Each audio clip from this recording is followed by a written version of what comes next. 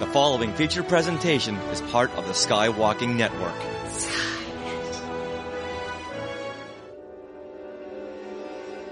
Welcome to Star Warsologies, the podcast about science and other academic fields of study seen in Star Wars. I'm one of your co-hosts, Melissa Miller. I'm a freelance science writer with bylines at Star Wars Insider magazine.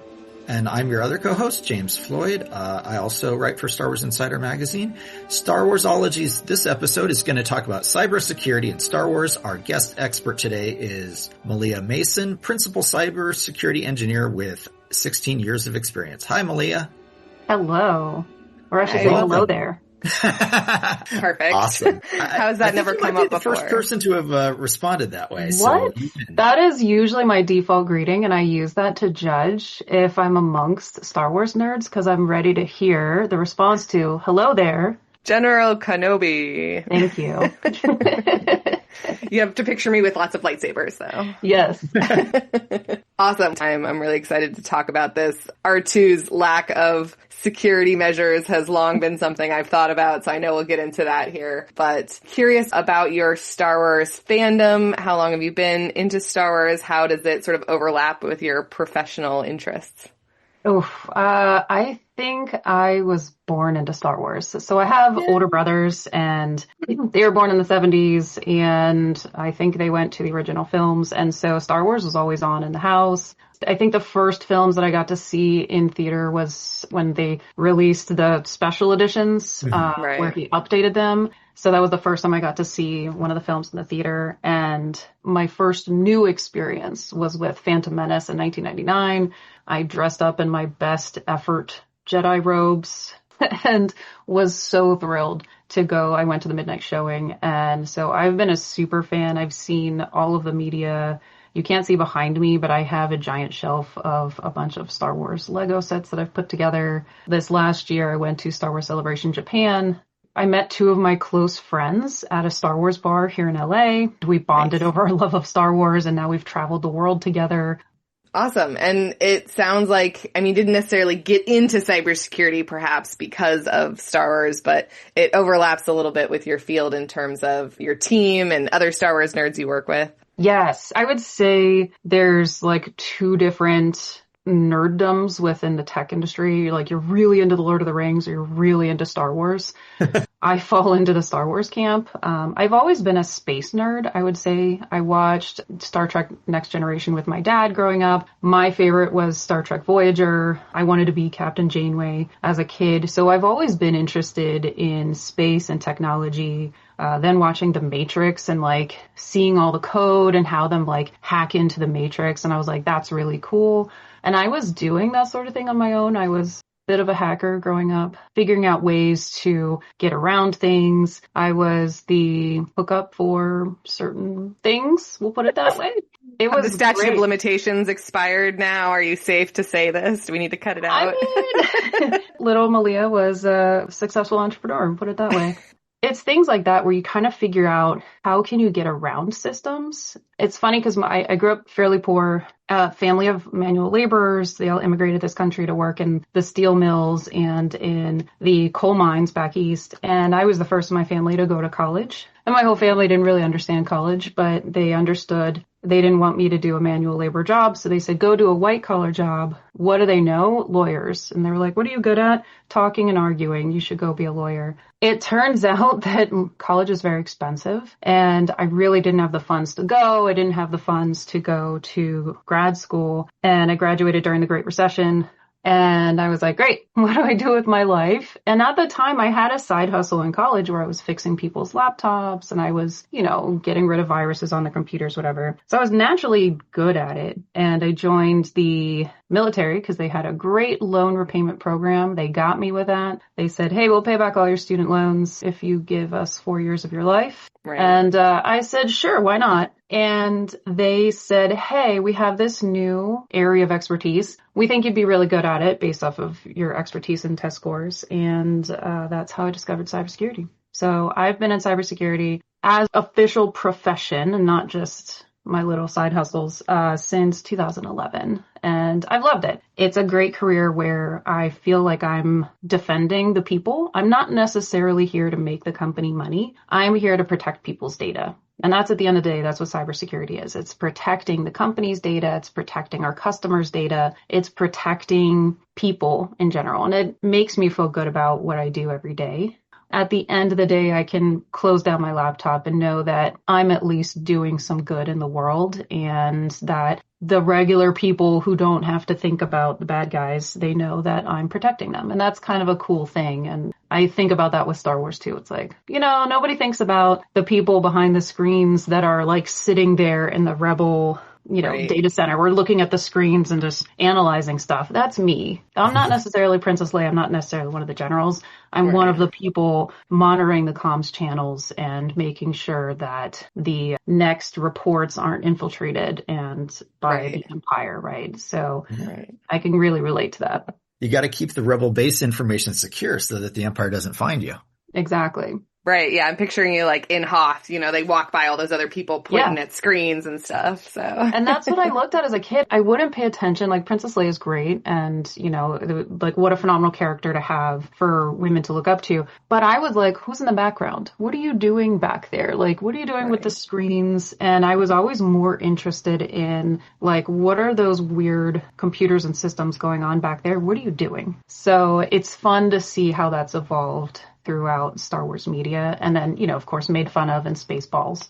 Well, and I wonder now, I haven't read the new series, the like certain point of view short stories, but I've read the ones that came out in the 90s, the, Tales from whatever. Yeah. I'm wondering like, is there like a data expert, a cybersecurity person? So I'd have to check for that. But maybe there already is this character that would be you in the Star Wars universe. I think there is, and unfortunately, I think I would probably I'd be recruited to the ISB. So, that's if we understand the Star Wars universe, and we understand like the Empire and the academies and everything. Like, I'm just an average person. We see this in Solo, right? It's like Han Solo joined the academy to then learn how to be a pilot. So that was just a regular thing. So if we want to do a direct there, and actually I have a whole bunch of notes on how the ISB and cyber warfare. So I'm super excited to get into that.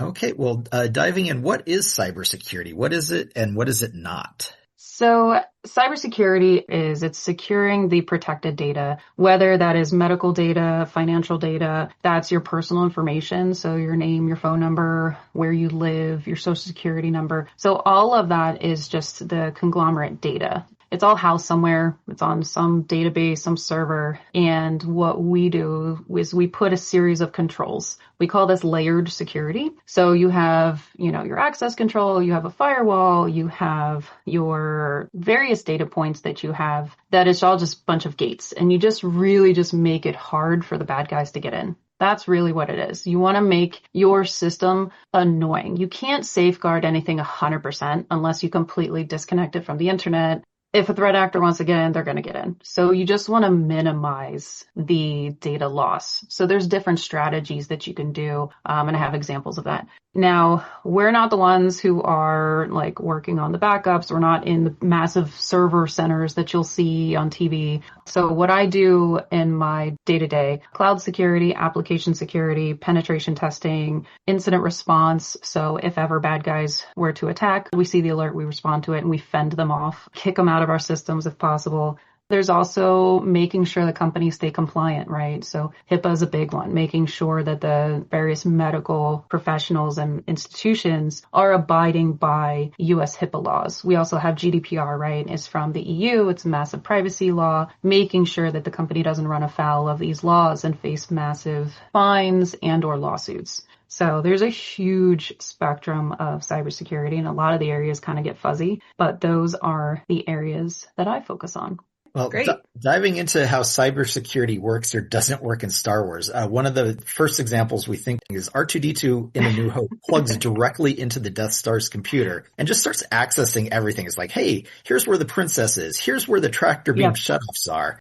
Why do you think the Emperor would have such a insecure network? R2 is just really good. This is actually a common issue. What I would do is I would criticize the Empire for not securing their ports. This is actually a thing that happens in real life with real companies. Is if you ever see on the wall, you see the Ethernet port where you can plug right in with your Ethernet cable. Now, typically, if you are at a company where you have a good network infrastructure and you have a good cybersecurity team, they will do what's called closing down that port. They will virtually, logically, disable that port so when you plug in, you don't get internet access. However, if you haven't properly secured your ports for your Ethernet cables, yes, it is entirely possible. And I've actually had this happen at companies I've been at before, where you have a person randomly plug in to a port to get internet access. And if you have it configured in a certain way, then the network assumes you're trustworthy and lets you in the back door. So yes, this is a common concern. This has happened at several companies where they've been breached by a physical actor just plugging directly in. And for all intents and purposes, you look like an employee there. And so you automatically get access to, the internal SharePoint or shared drive or anything like that. So yes, you can in fact steal data. That is a very real thing. Well, and that's what I'm thinking. It's like R2-D2 was on site, right? What they really didn't ever anticipate anyone being able to sneak onto the Death Star, right? Yeah. It's like, oh, once you're here, sure, you should be able to use any port. But I was also thinking like my R2-D2, like if maybe there is like a permissions thing. This was Anakin Skywalker's droid. Like is there some sort of authentication where it's like, oh yeah, Anakin Skywalker's droid, of course he can access, everything on the Death Star. We never took his account off because we just thought he was gone and no one deleted his account. Right. I mean, did someone go through and like every droid that gets blasted off of a ship or whatever, they're like, oh, remove their permissions, So that's a supply chain issue. And that's actually a really common issue amongst companies is like understanding what's in your supply chain and vendor risk management. Massive issue. There's all this thing called like shadow IT of like users installing all kinds of random stuff and we don't know. I actually have another example. So in season 1, episode 14 of Rebels, Kanan is lost. And so they devise a plan to steal an Imperial droid courier. So what they're doing is from the base that was on the planet that I'm blanking on right now with the Lothcat. Oh my God. Lothal. Yeah, thank you. On Lothal. So what they were doing is they were transferring data via these Imperial droid carriers back up to the ships and then plugging in. So this is a man-in-the-middle attack. So they intercept that Imperial droid and then they paint Chopper to make him look like an Imperial droid. So this would be kind of like a phishing exercise, right? They're going to appear as that Imperial courier droid. He stows away. And then when he goes onto the ship, the stormtroopers don't question his credentials. They don't verify. There's no verification there, right? Chopper's able to go straight on the ship and then the shuttle takes him up to the Imperial ship where he then goes into the command center, which should be the most secure area. Again, no one questions his credentials. The Imperial officer doesn't conduct any sort of verification to make sure he's the proper droid. They assume he's proper based off of the way he appears. And this, we can relate that back to phishing emails where it's like, oh, this totally looks like your boss asking you to buy 500 gift cards. It's not. He's able to plug in to the network. He steals the data. He then is able to escape the ship unscathed because again, they just assume he belongs there. And then the data leads to the location of missing Kanan. And then they are able to rescue him. So we've got a man-in-the-middle attack there where they steal the Imperial courier droid. We've got insider threat / a phishing attack because they make him appear that he belongs there. And then there's no double check or any sort of authentication once he's on board and he's able to steal this. And we see this happening time and time again throughout the Star Wars universe where there's no double check of the droids and droids appear to be that they belong. And there's no verification of like, hey, what's this new device in our network? That's actually a big issue in cybersecurity as well, as we look for any new devices that appear on the network and say, hey, does this belong? Should this be here? What's this new thing? And it can be really challenging because people bring their phones, they bring their Steam Decks, their Nintendo DSs, they bring all kinds of stuff and maybe they connect to the Wi-Fi. And so our system will light up all the time with like, oh, this new device connected. And so you have to sift through and see, okay, what is a good device? What is an okay device? What is a nefarious device?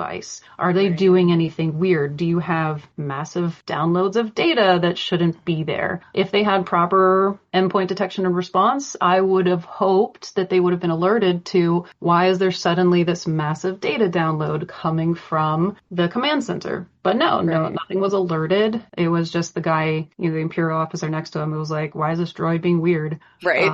But that's why we would have these controls to monitor and say, oh, all of a sudden we have a massive data upload somewhere not in our system, and our tools will alert and we'll say, no, shut it down. This doesn't look right. What's going on? And we investigate. So That's what they're missing on the Imperial network. They could have used some cyber help.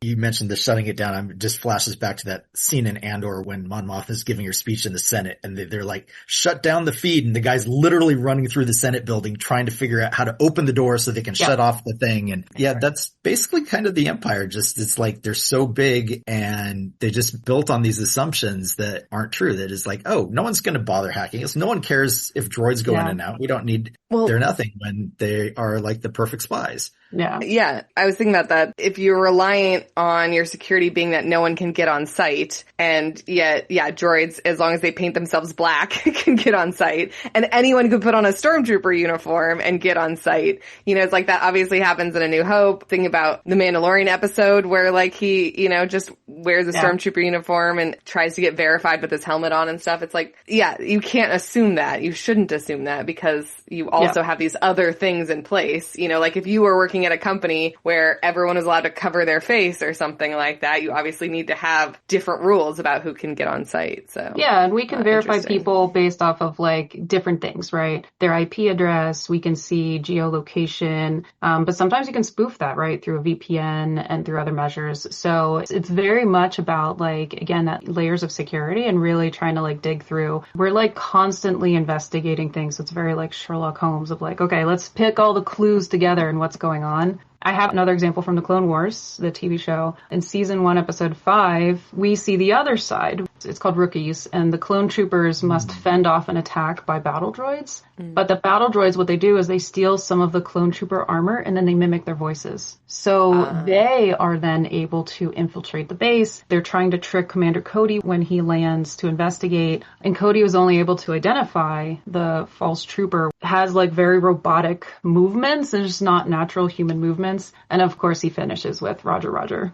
which is very much not what a trooper would say. But it's kind of like when you get a phishing email with not quite the right language.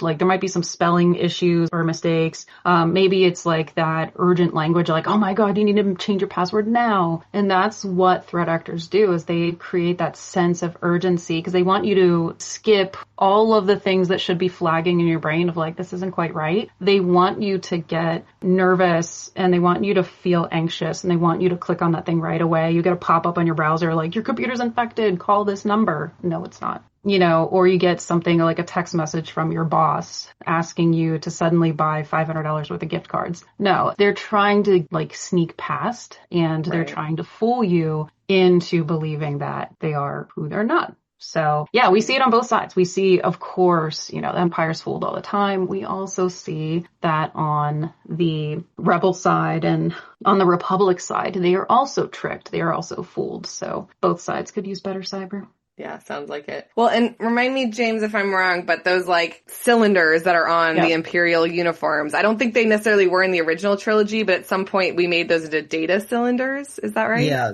the Imperial code cylinders, you see like the Moffs and officers, they have them kind of tucked into their shoulder collar area or something. And yeah, basically they're the like little portable USB drive authenticators that they can use to access information out of the same ports that like R2-D2 plugs into. They can put those in there. It's like their key and their USB drive, basically. Okay, that's what I was trying to remember, if like that also has an authentication. Seems like something that could get stolen or left behind in the bathroom or whatever. We see that it does. Yeah, we see that it does because in Obi-Wan, right? That's exactly how, she's able to get past the defenses and then she gives Obi-Wan one of them and he's disguised. So yeah, that absolutely, if you think about like badges have like the RFID in it. And so there's a way that if a badge is stolen, thinking about in a secured access environment with your stolen badge, can you get past these secure areas? There's also ways of bypassing badge control with RFID. It's actually surprisingly simplistic. There's ways that they do it in Star Wars that absolutely reflects how that happens in real life, that's always fun for me when I see that. I'm like, yep, that would happen. And is it more that would happen because humans are lazy or stupid, or is that human error? I think it's more humans are fallible, right? And we see that even to this day, most of the breaches and the issues that we see in the cloud are almost always entirely due to misconfigurations. It's, improperly set up infrastructure. Somebody accidentally pushed something to the open internet. It shouldn't have been there. I've seen it happen at every company I've been at. So human error is always like the root cause. Humans are fallible. Technology is tricky. It's complicated. And now that we have all these different tools and technology and software and everything, we have sprawl. So it's difficult to get 100% visibility on everything.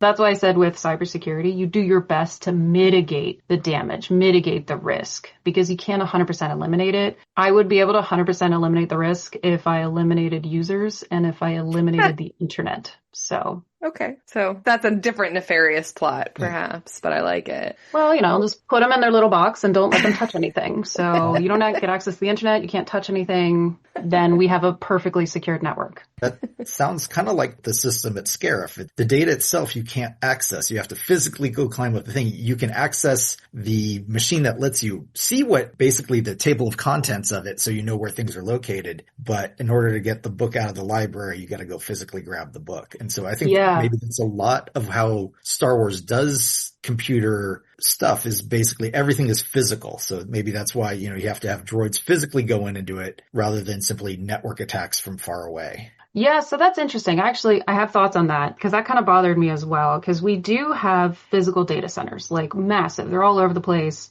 And we have what's called like on-prem versus the cloud. So on-premises, data being stored on-prem within your company, within your area versus in the cloud. And yes, there are issues with the cloud. Microsoft, Azure, AWS, and Cloudflare have gone down multiple times this year. It has caused issues. There's the joke that the cloud is just somebody's computer. And it's, like I said, very easy to misconfigure things in the cloud. However, that doesn't mean that on-prem is the end-all be-all best way to do it, because you also have natural disasters. You have potential hardware failure. It's very expensive to maintain that hardware in the data centers. That's why data is very expensive. Now, if they wanted to keep the plans super secure, what I would have done is divide up the data. So you don't have all of your eggs in one basket. Maybe you would have a chunk of the plans on different planets. You wouldn't have it all in one location. That was very arrogant on their behalf. We actually have this in cybersecurity where you have a two-way encrypted handshake, where when you have encrypted communications, let's just say, Melissa, you and I wanted to send an encrypted chat. I have one piece of the encrypted key. You have another piece of the encrypted key. If anyone were to intercept and steal my encrypted key, they will never be able to talk with you because you have the other half. They don't get the whole thing. And that's the benefit right there of having that encrypted chat. So that's what I would have set up, is say, okay, well, maybe we'll put part of the plans here, put part of the plans elsewhere, put part of the plans here. So you never get the full picture. And that's where you have redundancy and you would have those safeguards. And again, that layers of security. And they could have done that. And they, again, the arrogancy of the empire, right, is they just assumed, well, we're good. Right. No, I was curious what your thoughts were when you said that you think about it when you watch Star Wars. Like the second half of Rogue One is just a cybersecurity sort of, puzzle, basically. Getting onto the planet even is its whole level of security. And then, the fact that it was like under the name Stardust, right? It was like, if anyone in the Empire wanted to get those plans to make the second Death Star, would they have been able to? There's all these different levels. Who knows what level it was, like all plot devices and stuff like that versus any sort of thought of like, oh, the Empire's overarching cybersecurity plans are, this. So. Well, I mean, even the nature of the engineer intentionally sabotaging, that's insider threat. The engineer who's in charge of the entire plans intentionally puts a vulnerability in there. So we've actually seen that with companies where we've seen engineers or people on the inside with these companies will intentionally sabotage. This happens time and time again. And that is one of the most difficult things to fight against, because maybe if one of the three of us in this room was the insider threat, how do you know? You pass all the qualifications, you pass the authentication, you are where you're supposed to be, your geolocation, your IP address, everything tracks. But maybe at like 4:05 every day, you're just uploading a couple of bits to this other place. You're going right under the threshold of what our alert system would be. So then you just like drip We've seen that with insider threats where they'll drip feed data out of the company, maybe for like a year, to the point where they may have like terabytes of data, and then they go. Yeah. And then the company's like, where did all of our secret proprietary plans go? Oh my God, this other company undercut us. They stole all these things. We just saw that recently with the engineer for, was it Meta or Grok? The AI engineer stole basically terabytes of data and then went to the competitor and got away with it. This is a common thing, is like, yeah, insider threat is a challenge. How do you tell who is legit and who is not? Yeah, I'm definitely picturing the like 10-minute long version of Rogue One, right? Where it like rolls credits because it's like, oh yeah, we got this guy, Galen Erso, he's great. I mean, we killed his wife and threatened his daughter, but like I'm sure he's on our side now. And the cybersecurity person is like, absolutely, they are not in charge of this project, and hired someone else, and like roll credits on Rogue One. Yeah, exactly. And then we don't have the rest of the series. Yeah. Right. So it's things like that where I look at it, I'm just like, if I were in charge of security. But we look at that, right, as we analyze things that can happen. And especially when you're at an international company, you have to take the geopolitical situation as a factor. You have to not necessarily treat your employees as threats, but you have to further evaluate your employees who may be in areas which have a heightened geopolitical situation. Suddenly go to war, or suddenly our country pisses off one of their leaders. We're looking at that potential retaliatory attack. And if we have folks there on the ground, we have to look at, when they connect to the internet, is that a secure connection? Are they in a country where the government controls the internet and controls the access, and we know that they conduct surveillance? So this is something that happens in China, right? You have to balance how well that employee can work in an area where we know that there's surveillance, we know that there is data theft going on, versus person has to do their job. So how do you balance that? That's extremely challenging, but it's things that we evaluate as cyber professionals. Yeah, I would imagine that that's really challenging. Is like, yes, we want to be in this country, but that country also is actively trying to get into all of our systems. Yeah, how do we make that wall that keeps them out, but a little gate that lets our own employees in? And what if, and then trying to intercept things as they go in and out of the gate, is like, what if they just compromise the employee? Yeah, and there's that too. It's why on the cyber side, so we have what's called cyber threat intelligence, and we monitor the geopolitical situation daily. So we're looking at what's going on in the news, and we're trying to anticipate that next attack. So we actually saw this happen in real life several years ago when I was working at a major entertainment company who may or may not be very relevant to this conversation. That is when the United States ordered an assassination on one of Iran's top generals. Well, for those of us on the cyber threat intelligence side and on the cyber side, we were getting intelligence and notifications, and we were like, okay, we should probably anticipate a retaliatory cyber attack from Iran. And I do want to get into cyber warfare. We were braced for it. And we said, okay, this is probably what's going to happen because we just saw this thing happen. They're pissed off. They're going to try to come after the critical infrastructure of the United States. So go after water treatment plants, go after the electrical grids, things like that. And we were ready, and we fended off an attack that was coming from Iranian-sourced IPs the next day, because we were able to use predictive analysis, what we know over time, intelligence that's gathering, and we can see based off of tracking geopolitical situation, and we were ready. I think it was like DDoS attack. So ready to put more protections in place and more buffers and barriers on our perimeter to stave off a DDoS attack coming from Iranian IP addresses. But this is literally real world stuff that we do day in and day out in monitoring basically everything. I have friends everywhere, and we all share intel with each other and just kind of help each other out. It's a big thing. What I like about the cyber community is we're all about knowledge sharing. So we all have our channels that we talk in. I have friends in every industry and company, and we're like, hey, we saw this weird thing happening over here. We got word that maybe this thing is happening over here. Keep an eye out. And we're all sharing information with each other, which is so helpful because you cannot do this job alone. You can't do it in a vacuum. It's too hard. Well, let's get into the cyber warfare aspects of things. We see, I guess, sort of glimpses that there's some of that going on between the rebels and the Empire. You sort of talked about the real world versions of it, but what are some Star Wars versions that you see?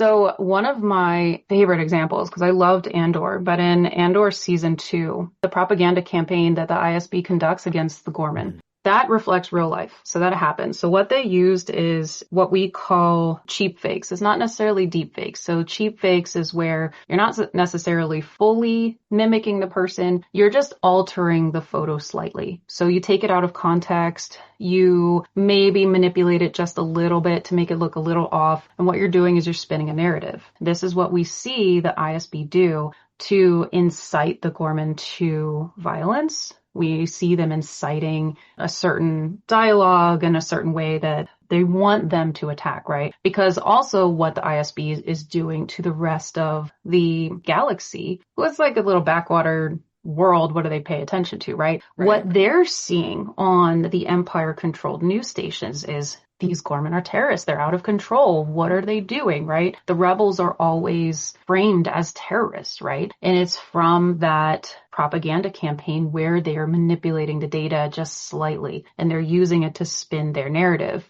They're distilling fear and uncertainty where when they come back to the Senate's like, we need to put these terrorists down. Like, what about our worlds? What if this spreads to our worlds? What about the safety and sanctity? We need to enable more surveillance and technology, of these people in the wake of these terrorist attacks of our twin towers. Wait. Yeah. No, I was definitely thinking about very obvious real world examples. Yeah, and it's the way that you spin that, right? Is you utilize and you weaponize that fear and you weaponize the fear of the unknown and you spin it in a certain way. And we have seen this and it provides the justification for the Empire to open fire in self-defense, quote unquote, right? Because they specifically send out the soldiers to say, drum up the violence and then have the Gorman shoot first. So with the way that they spin this view, they weaponize intelligence that they have on the ground because they've infiltrated their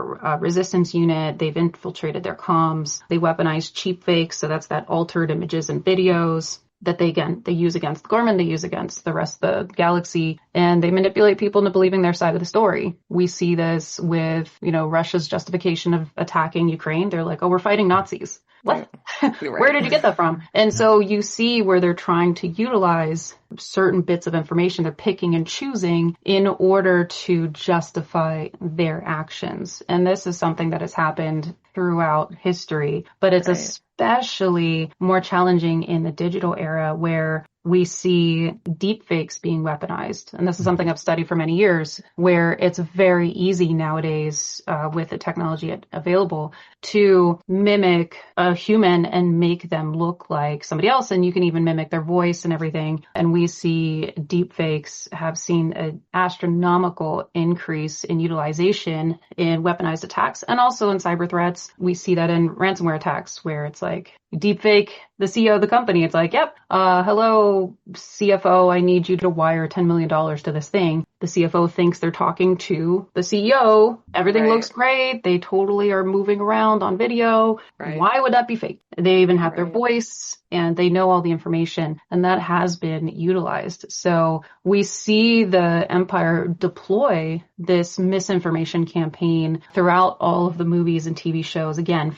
framing anybody that's part of the resistance as, oh, those are terrorists. They are bad. That's what the Emperor during the Clone Wars is like, no, we need to pass my military bill because look at this thing that happened. You don't want this to spread to your other systems. And we see the Russian-Ukraine war was one of the major instances of, it was almost predominantly cyber warfare at first. We see with the hacking drones, hijacking of satellites, stealing sensitive data via unsecure phone lines, hijacking radio signals. They were tracking people through their wearables. I know that you would ask about that. Impersonating the other side. Russia kept posting videos of, the president and other major officials and saying, oh, he's dead. And he was like, no, I'm not. I'm right here. Look, I'm in Kyiv. Like, what is going on? And, phishing, deepfakes. So we see that. That has been a massive part of that war there and has been significant. We are in the era of non-traditional warfare where that is a major component, and that's usually what's the first strike is a cyber attack. Then you follow with the physical attack.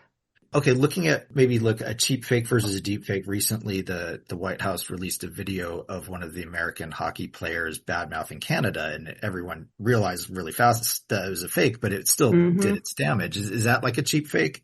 Did the hockey player actually do that, or is it one of this administration's many uses of really terrible deepfake AI? Yeah, I think it's deepfake. Yeah, this administration has used a number of deepfakes, and again, they're not real, and they're really awful. Like, there are some really good deepfakes. Fun fact, Disney actually has an entire division of deepfake department, because look at Rogue One. You had young Leia, you had young Admiral Tarkin. How do you de-age actors? And so they had been developing this technology. Shout out to the Imagineers and shout out to the wonderful engineers over at Disney to put this de-aging process in, 2019, 2018, or even before that. And it was amazing, because you're like, whoa, how the heck did you do this? Because they took the original film and footage with the technology at the time and de-aged them. And it's only gotten better today. That's where you really have to question. It's getting to the point where it's very difficult to determine what is a real video and what's not. When Sora was released, you all of a sudden saw a flood of these videos popping out on social media of people posting what looked like really realistic things. And unfortunately, our attention span on social media is, I think right now is 2.8 seconds. So people are scrolling so fast. So James, to your point, the damage is done. Like, as soon as you see it, you believe it, you move on. Our attention spans are like peanuts. Right. And so it doesn't matter if you come out later and then say, oh no, that was fake or that wasn't real. People are already going to believe what they want to believe. And so that's a real challenge. And we've seen this manipulation in every major election and political campaign around the world, not just in the United States. The United States was the kind of like the battleground, the initial test phase in the 2016 elections. But we saw this manipulation with Brexit. We saw this manipulation with elections there are a couple of different countries in Africa. We see this manipulation and this weaponization of cheap fakes and deep fakes and this manipulation of images and videos in order to move the populace in one direction or another. And it's typically these campaigns are conducted by just a couple of countries who have their agendas. It's really challenging, and I'm going to be studying our next U.S. election very closely to see, do we see these patterns again? Because at the same time, I'm actually starting to see a rejection of this technology. So it's very fascinating to me to see us kind of like swing back to people are very, annoyed with AI now. So I'll be really interested to see what sort of real impact that this technology has in not only US's election and in other elections that are coming up around the world. Well, and I was thinking about it for cheap fakes and deep fakes, which I hadn't heard both those terms before. But, again, with the Empire, having always like their faces covered, it seems like that would have been an easy thing to do. And I know that humor doesn't play a whole lot of this, but, it's like, is there a Saturday Night Live equivalent, right? Where it's like someone can dress up as Darth Vader, dress up as the Empire and say anything they want, or the Emperor, and say anything they want, make themselves ridiculous, make themselves conflicting, those sorts of things. And it would have been interesting to see if somewhere in all of the media there's, some version of that besides Robot Chicken, I suppose. I mean, I heard that Kylo Ren has an APAC, so you never know what people tell you. People will believe anything. So it's easy. Yeah, and we see this, right, on A New Hope, where, Han Solo and Luke Skywalker dress in the stormtroopers' uniforms, and they get around to the point where they're in the detention center. And one of my favorite lines from the films where Han Solo's like, everything's fine, we're fine here, how are you? Yeah, so, such a bad actor. So yeah, then we figure it out, right? But yeah, it's a way that they infiltrated the systems. They were able to move freely. Actually, James Earl Jones agreed he licensed his voice, so then that way they can deepfake his voice for Darth Vader's use indefinitely. So, and that's what we see with the Screen Actors Guild and with the Video Game Voice Actors Guild and the Writers Guild, is they were like, whoa, we do not consent to the usage of my image and my voice, that's my craft, forever. And we see the entertainment industry trying to sneak this into contracts. So Right. we'll see how that all shapes out. But I thought it was very interesting that James Earl Jones was like, I'm dead, I'm good. Let me be Darth Vader forever. Right. This is iconic. Let me do it. But yeah, you have to opt in, right, to those sorts of things, these days, hopefully. Unless they sneak it into your contract. So Right. yes. I love that we got to whatever Matt, the radar technician here. I'll make sure to include that video in the show notes in case anyone hasn't seen it or just needs to see it again. So, it's so funny. I love when I see people cosplay that. yes, I see that at every con. It makes me so happy at the Star Wars celebrations. Well, you alluded to wearable technology there, and I know we wanted to sort of tie it in. We mentioned in our previous episode that was all about that sort of technology, the trust that people have. Yeah. Talking about, menstruation and ovulation tracking apps. And then when Roe versus Wade was repealed, a lot of people were like, this could be weaponized against me. That's one version of it, but also just, this has my health and location data and who has access to that. Yeah. So I'm curious about your thoughts from the cybersecurity perspective versus from the perspective of our person last month who was talking about the benefits of this kind of technology. I wouldn't be known as the no fun police if I were to talk very positively about any technology. No, I'm a hypocrite. I'm literally wearing a Garmin watch. It tracks my health data, it tracks my runs, because if it's not recorded, did you actually run? But I also have my security settings super locked down. But still, they're tracking my data. And what's very interesting about the United States in particular is any wearable technology does not have to get FDA approval. So anything that is tracked, my beats per minute, my breathing, the O2 and all this other stuff, all this other health data is not protected under HIPAA. So they can do whatever they want with this data. And that's a concern, right? Same with the Aura, with the rings that people wear. All of your health data that's tracked by wearable devices, that includes Apple Watches. That's any device that is tracking your health data, not subject to HIPAA. So do with that as what you will. What I always tell people is at the end of the day, conduct your own risk assessment with the collection and weaponizing of data. We see Palantir, we see all these different companies who are collecting all this data and then utilizing it to track vulnerable populations within the United States. And we see that being weaponized and used against them. And they are tracking people via their wearables, via the GPS signals in their phone, via their cars as they connect to the satellite as they have the signal, and able to follow people to the point where they can pinpoint them within a block, sometimes even to their door, especially as they're using like Flock and their cameras and everything. And so you see this data tracking. And so what I've urged people for decades is always consider what you're sharing and who you're sharing with, and whether or not you use a real name on the internet. Now we see all these so-called child protection laws going into place where they're forcing you to upload your driver's license to verify that your age. Meanwhile, I know these companies aren't securing that data. Discord just had a massive breach where they lost 70,000 records. So you have to ask these companies, at the end of the day, anywhere that you're going to be sharing information that is about you, that is uniquely about you, who are you sharing it with? What are they doing with this data? Can you live without this data? Because just assume that as soon as you share it, as soon as you release it into the world, it's gone. You can never pull that back. So I always recommend people, use Signal, use encrypted chat as much as you can, use a VPN, try to make it more difficult. You can't 100% secure. Every year there's a new discussion on can you fully live off the grid? Mm-hmm. And last year was where they had the catalyst. They were like, nope, we have now reached the point where you cannot fully live off the grid. And so you can get pretty close, but we are at that juxtaposition in the world as humans that you cannot. So you have to really think critically as to who you're sharing information with and what happens to that information. Because what happens if you got a little, the most murderous droid in the galaxy comes along painted in Imperial colors and he jacks all of your identification. And all of a sudden, this ragtag little team of terrorists have your data. What are they doing with your data? Right. Who knows? They're just on a weird, janky ship on this planet with little kitty cats. What are they doing with this data? You have to think of it from that perspective. Crazy space wizards and their crazy apprentices. Well, we should probably start wrapping up, but were there any left cybersecurity topics that we should get into?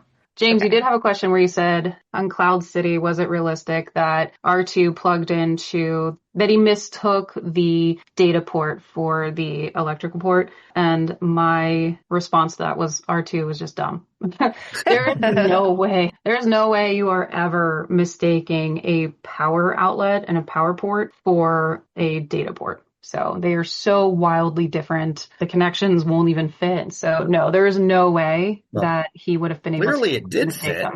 It did fit up to a point. You know, Yeah. it's like when you go to other countries and their electrical outlets are different, you know, maybe their data ports are different, and totally set up a system that makes mine look the reverse as everybody else's so that everyone's constantly electrocuting their droids that try and plug in illegally.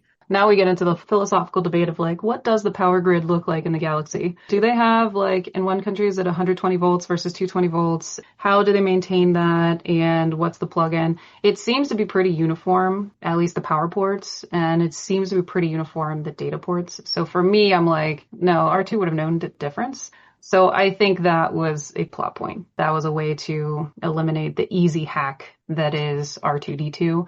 In the real world, that would absolutely never happen. You physically cannot plug in an Ethernet cable to a power port. To me, it's like, oh, it's a senior moment, right? Maybe some boomers, you know, plugging USB-C into a USB, you know, A or whatever, and be like, my phone won't charge, you know? But like for R2, you can't necessarily explain that away. Yeah, a droid wouldn't necessarily make that mistake. I'm just trying to think. If you have your little cable, like here's your USB-C, right? Versus like your power cable is like this big, right? Right. Plug it in. I would be shocked that a droid could make that mistake. A human, sure, they're panicking. They're like, oh, what do we do? Right.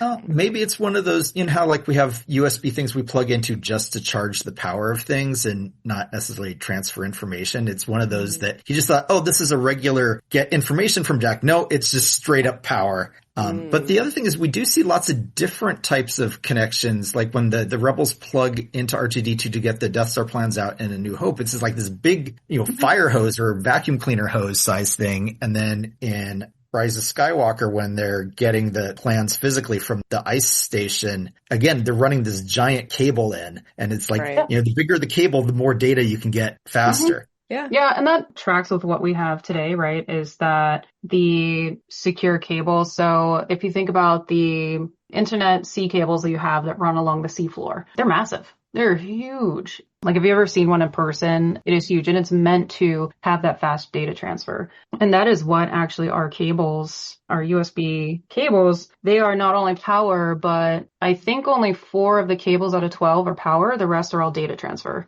What's really fun, and here's a little cyber thing, is on the hacking side of things. There is a company that I won't advertise. They actually make cables that sure look normal, but they steal your data when you plug into it. And it's stealing it over the 8 wires that are within these cables, where it is specifically dedicated to wire transfer. What we've also seen is that even if you lock down the 8 wires that are specifically dedicated toward data transfer and you just use it for power, there is still a way to steal data from whatever device is plugged in, because you can actually hijack the electrical waves and you can see what is the fluctuating power that's going back and forth between the device and what's powering. So you can get information like what's the type of device, what is the model number, all kinds of things. You can still steal data by tracking the electrical waves. If bad guys want to get your data, they're going to do it. So even if you made a USB cable that was just those 4 power ones, they could still get information you know, based on your power signature. Yep, because each device is unique. And so it's that fluctuation of power as you're charging. And they found that even when the device was powered off. Okay. Yeah, there's things, again, cybersecurity is all about mitigating your risk. Well, as far as a wrap up, if someone was interested in getting into cybersecurity, what is your like go-to advice for that? This career is rough.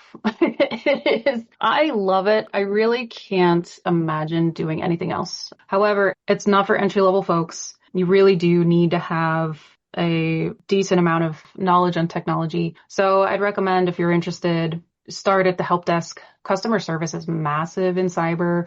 Our users don't want to talk to us. They hate us because, again, we're the no fun police. So having a good sense of customer service and understanding the user impact is massive. That can build you a whole lot of goodwill with your users.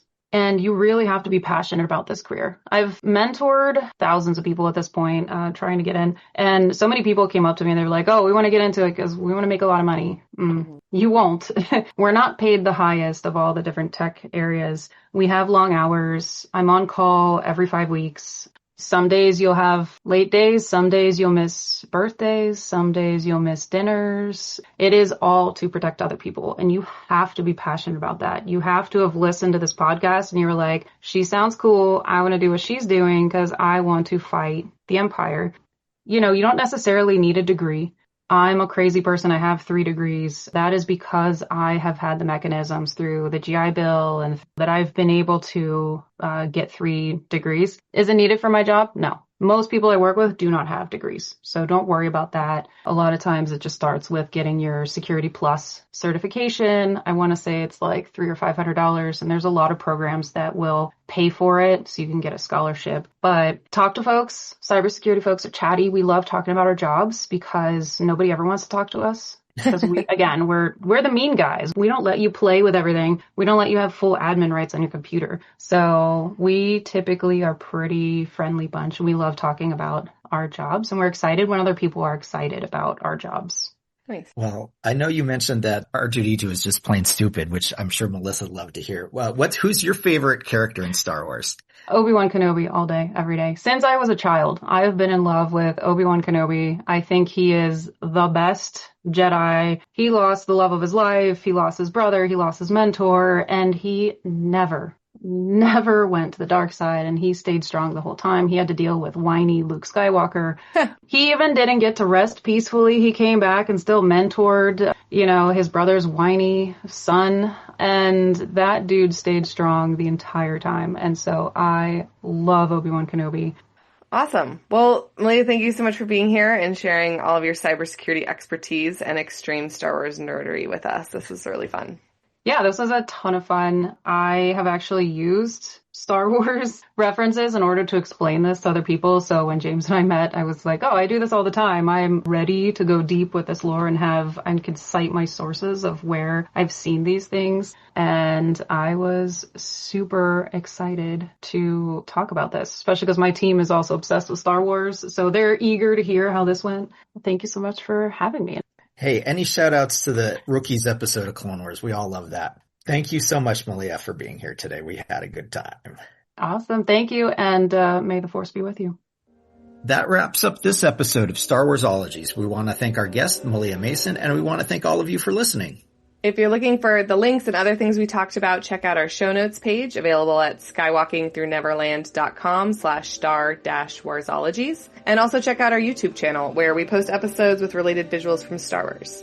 If you have an idea for a topic for Star Warsologies or know an expert we should interview, let us know at Star Warsologies on Instagram and Blue Sky or at starwarsologies@gmail.com.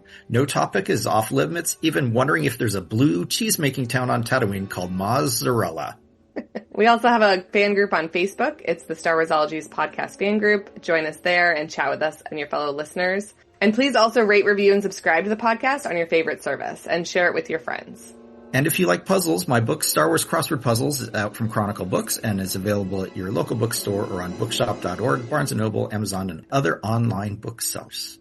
We are part of the Skywalking Network, where you can find a variety of other great shows about Star Wars, Disney, and Marvel, including the Max FX podcast, Neverland Clubhouse, and the flagship show Skywalking Through Neverland. And there's also a YouTube show called Today in Star Wars History. You can find all of that at skywalkingnetwork.com. See you next time on Star Warsologies, where we will be talking about our experiences on Star Wars Insider Magazine.